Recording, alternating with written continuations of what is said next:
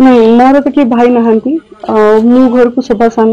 जेहेतु मोर बड़ भौणी रिसेंटली बाहर और से भी माने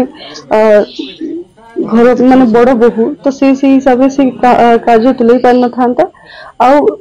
मु तो माने मु ही काम सक्षम मत लगे तो मुझे देखो तो जहाँ भी माने पूर्वर यहाँ रही आसी कि पुओ माने ही बापा माँ पिंडदान करेंगे और से पिंडदान कले मोक्ष मिले सेमती किसी ये ना झील जन्म पर घर को कहीदे कि माने झील मैंने बाहर गला किसी राइट्स न था एमती कहते बट माने एबे जेहेतु सोसाइटी एत आगू बढ़ला झील पुओ मान इक्वल राइट्स रहा दरकार ये सब जिनस किछि किछि परिवार पुओ नहांती माने जो परिवार पुओ बिल्कुल नहांती से परिवार झील माने ही मेरुदंड होगी रोचंती माने सपोर्ट करूचंती तो सी सब जगह झील माने देखो आमर मात्र दीटा झील आम झील आ पुओ भीतर किसी फरक देखिनु आज पर्यंत कि आगको मत देखिबार नाही बड़ भाईना मत गोटे झील एमती है कि पुओ झील भीतर आम के फरक चिंता भी करूँ कि सेटा मन को मत आसनी आज आमर सान झील मोर स्त्री जो वियोग होता सी मुखाग्नि देता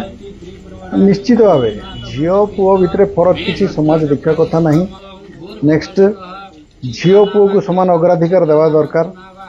झील हो कि पुओ हो आउ सबू कम इवेन बजार जावाठू आरंभ करके मशान को जावा पर्यंत सबू कम झील मान अग्राधिकार देवा दरकार सीटा समाज में वार्ता मोर बड़ भाई हरिहर शतपथी तांकर स्त्री आमर आमे शांति भाउज बोली डाकू अमरकोट घर मु हूँ डाबुगार से होती मोर बड़ बापा पु भाई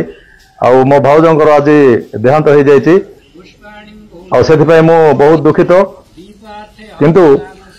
समाज पाई आज उदाहरण साजिचंती मोर बड़ भाई नांगर सान झील जे कि आज अमरकोटर प्रथम थर यहाँ बोली मु शुणुची झील आज मुखाग्नि देती से माँ बापा निजे धन्य मन करवा उचित एवं मु समाज को वार्ता देवाई चाहे जे आज दुनिया रे पुओ आ झील समस्ते समान दुहींकर राइट समान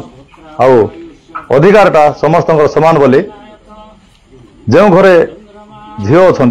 मु से वार्ता देवाई चाहे आपणकर मीडिया माध्यम जे झील पुओर भेदभाव न रखी झील को मध्य किसी अग्राधिकार दि जाऊ जोठा कि श्मशान ठार आरंभ करी बहुत दूर पर्यंत देखु मो भाईना होती दीटा झील गोटे झील 2-4 मास तले रिसेंटली मैरेज करी जो झील मैरेज करी सी हूँ घर बड़ बहु से आमर गोटे जोटा प्रथा अच्छी बड़ पुओ बड़ बहु मुखाग्नि दियंती नहीं जिते आमर जोई बाबूर बापा माँ जीवित अच्छा से आमर भाईना सान झील आज मुखाग्नि देइचंती आउ सेटा हूँ प्रकृतर राइट जिनस आ झीलटा से जिनस कर